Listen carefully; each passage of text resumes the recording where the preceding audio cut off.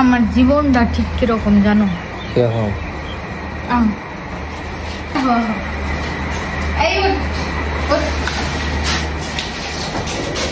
কি করতেছ?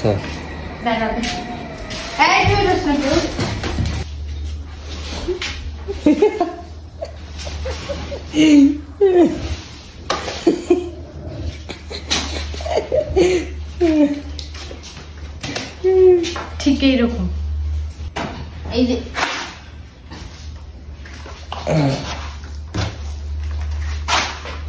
এইভাবে করি নাদা ফালাতে হয়। যাদের গরু আছে তারা একটু প্র্যাকটিস করে দেবে।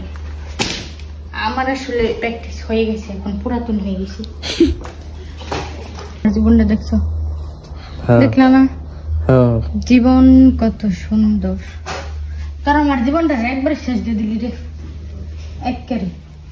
গরু দেখলে বুঝছেন, আগে বিয়ার আগে যখন গরু দেখছি তখন গরু দিয়ে খুব ডরেছি, বুঝছি জীবনে যাই হোক বিয়ে হইলার জীবনে গরুর বগালে যাব না। এখন মনে করেন যে আমার গরুর এই যে এখন গোসল করার লাগবো, তারপরে যে নাদা ফালাইলাম দেখলেন এখন পুরাতন হয়ে গেছি, নতুন নতুন ফালে আরতাম না। এখন মনে করেন কোনো রকমই লাগে না।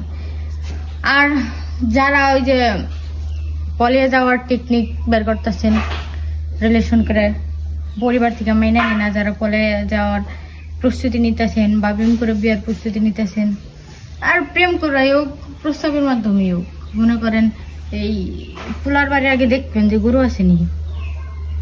গরু থাকলে সমস্যা কি? কাম তো গরুর বলে যায় একটাও করার না, কেন নিজে বুঝো না?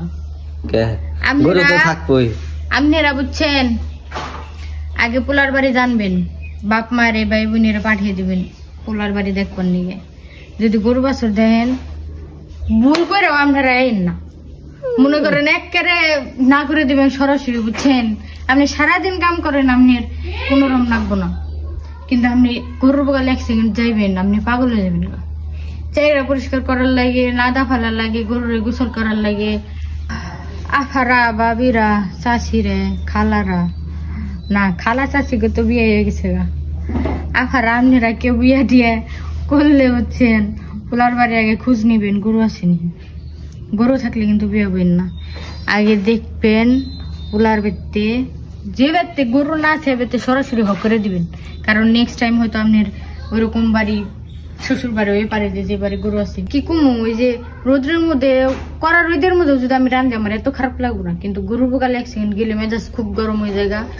জাগো হয়তো অনেকের বিয়ে হয়েছে, অনেকে জানেন, মানে যাদের অনেকেরও বিয়ে হয়েছে, যাদের বাড়িতে শ্বশুর বাড়ি গরু বাছুর আছে, তো হেরা জানেন, হেরা আমার দুঃখটা বুঝতেছেন।